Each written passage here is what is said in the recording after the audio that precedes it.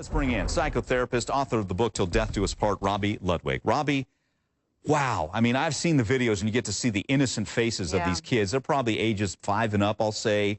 Give me, what would possess a mom to do something like this?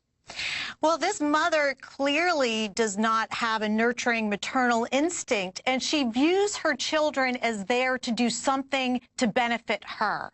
So she has no empathy at all. So the children were just there to perform, and if they did not, this raised a tremendous amount of rage, and she felt entitled to abuse these children. They were almost like furniture to her. It was ownership. She could do whatever she wanted. And clearly a huge problem. I'm glad she's in prison right now. Yeah, and again, the allegations. Pepper spraying these kids. I mean, they'd have to hold their hands up for hours on end, and if they dropped them, then, you know, they'd get beat. Was the allegation, the starvation, injuring genitals, all that. Does something like this escalate over time, Robi? Well, it certainly can, especially if the children don't know how to advocate for themselves or don't speak up for themselves. Then each time a parent is abusive, they become more and more sadistic each time they get away with it. And it sounds like this woman was just so angered by the fact that she had to actually do something for these children that she viewed them as mini criminals. Think about the pepper spray. You know, when do you use that? So this mother just did not have the proper ability to view her children as separate individuals that deserve to be nurtured and loved. She saw them as performers there to give her fame and potential fortune. Let's listen. Here's a neighbor. And again, the way that police tell the story is they show up and the kids are talking to them, and one of the child is like afraid to eat because now mom is preparing food that was withheld for days is the allegation. But what did neighbors see? Let's give that a listen. They were at doctor's appointments. They were just busy YouTubing. Sick. Did you ever see the kids playing out in the front? No, very rarely. I'd see them get the mail once in a while. My children wanted to go play down there. They never got to play. There you go. And what do you make of the adult sons? According to the police report, they knew, tried to get the kids some food, but didn't call police like they should have. It was their sister that did.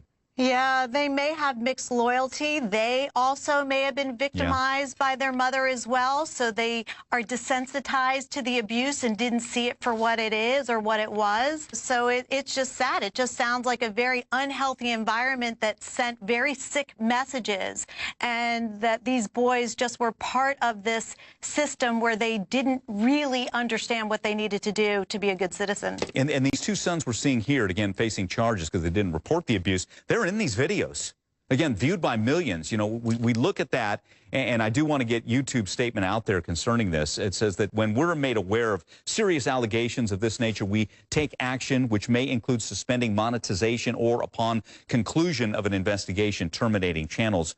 So, again, the families involved in this, and this could be a big moneymaker. Our producer, Emily, and some folks at CNN Digital basically letting us know when you have subscribers to this level and you have views in the millions, that's your moneymaker.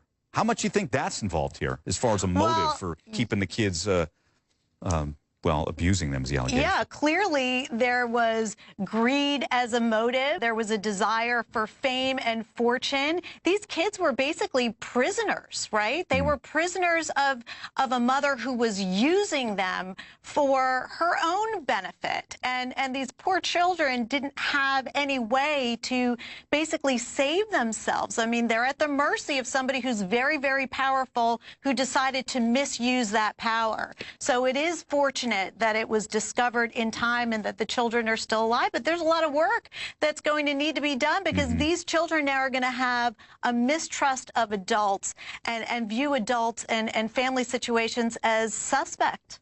Yeah, and getting them well first. I mean, police said that these kids were pale, hungry, thirsty. Wow. Okay, we'll stay on that case. Robi, always good seeing you. Thanks so much. Good to see you, too.